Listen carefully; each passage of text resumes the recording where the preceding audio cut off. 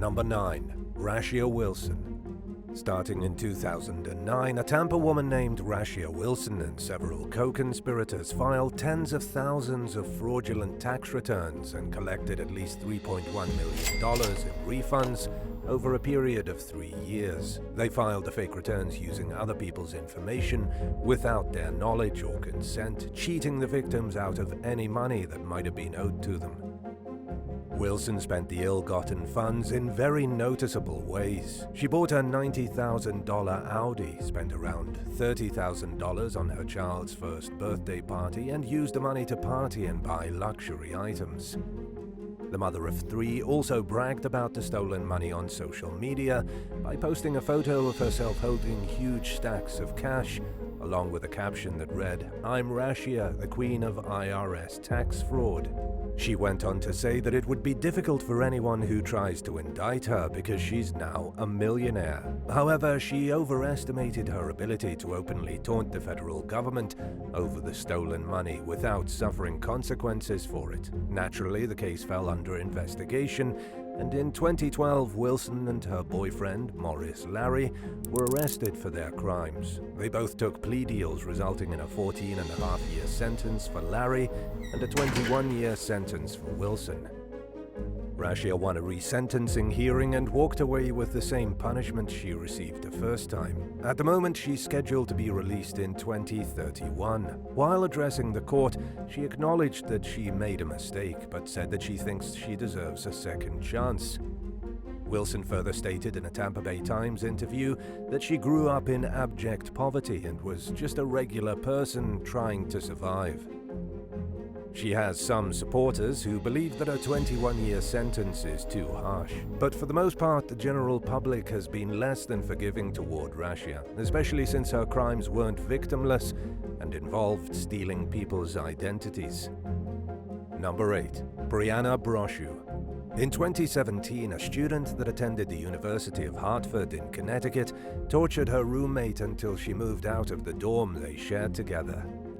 18-year-old Brianna Brochu was enraged when her college roommate, Chanel Rowe, allegedly posted videos of her sleeping on social media and made fun of her for snoring. In a Facebook post, Brochu described a number of disgusting things she did to Rowe's property, including spitting in her coconut oil, filling her facial cleanser with moldy clam dip, rubbing used tampons on her backpack, putting her roomie's toothbrush places where the sun don't shine, and so much more.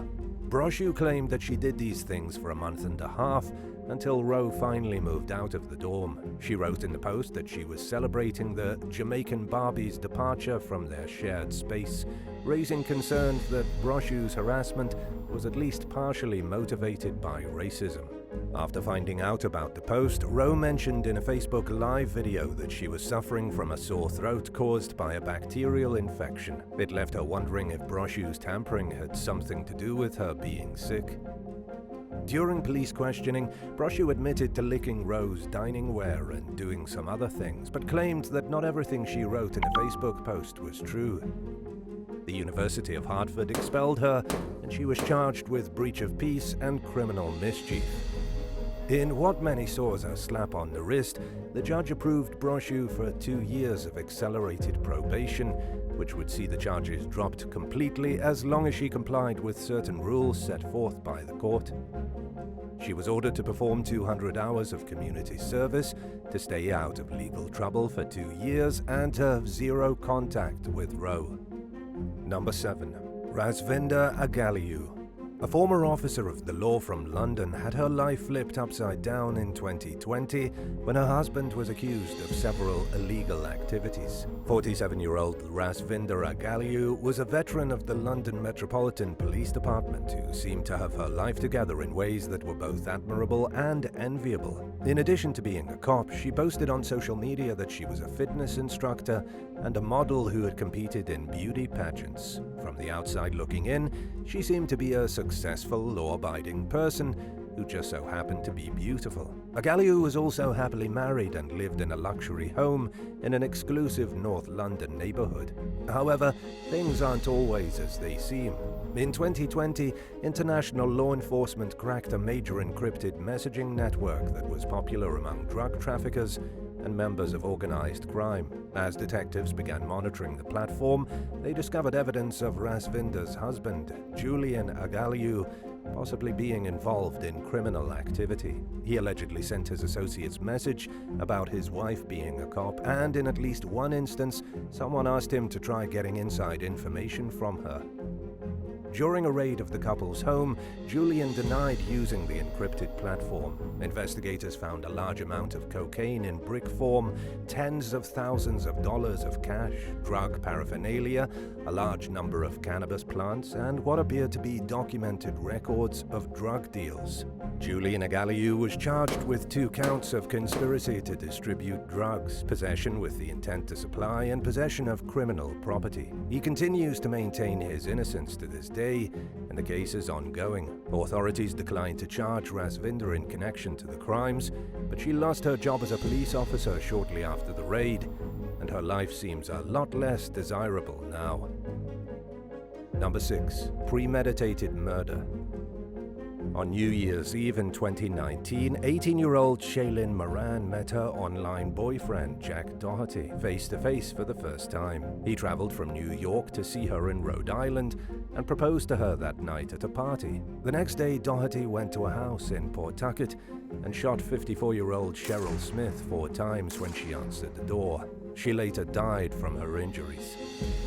Doherty took a taxi back to the hotel where he and Moran were staying, and they posted a photo together on Facebook with the caption, "We some fighters and some shooters." The post caught the attention of law enforcement while they were still at the murder scene, and police arrested the couple later that evening.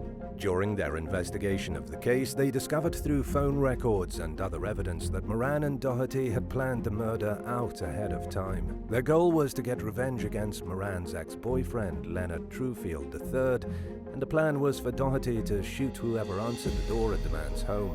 The victim was Trufield's mother. Needless to say, the couple's engagement was short-lived. Moran was convicted of first-degree murder in 2021 and received a life sentence plus an additional 10 years.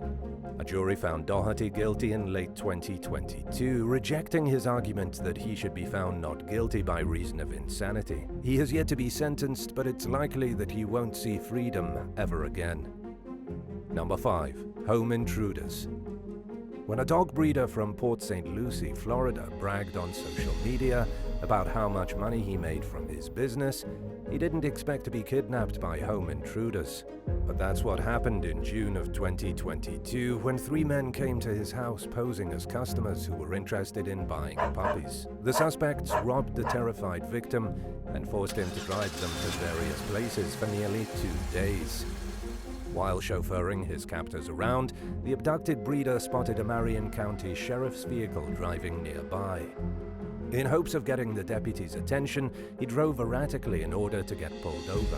It worked, but when the deputy approached the car, the victim was afraid to say out loud that he needed help. Right as he was about to be let off with a verbal warning about his driving, he gave the officer a look of despair and motioned his hand to show that he was in danger. It was finally clear to the deputy that something was seriously wrong, and he intervened and called for backup. Inside the car, the cops found knives, guns, and a large amount of cash.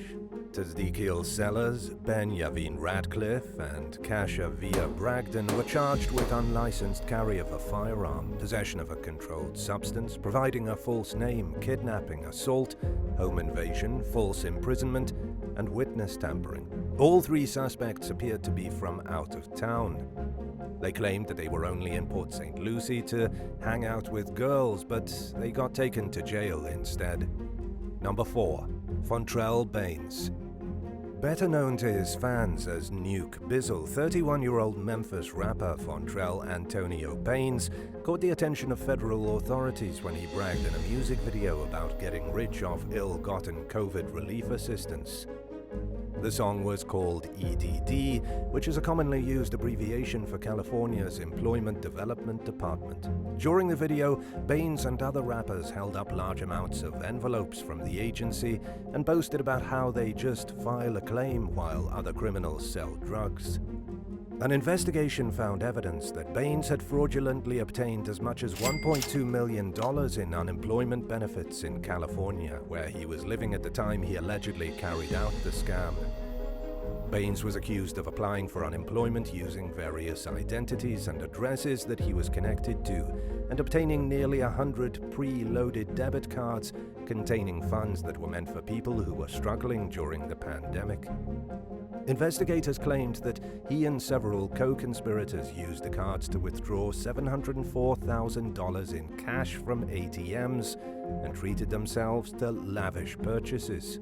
The feds arrested Baines in Las Vegas in late 2020. In 2022, he reached a deal with prosecutors and pleaded guilty to one count of mail fraud and for being a convicted felon in possession of a weapon and ammunition. He now faces more than 20 years behind bars, but his case is still ongoing.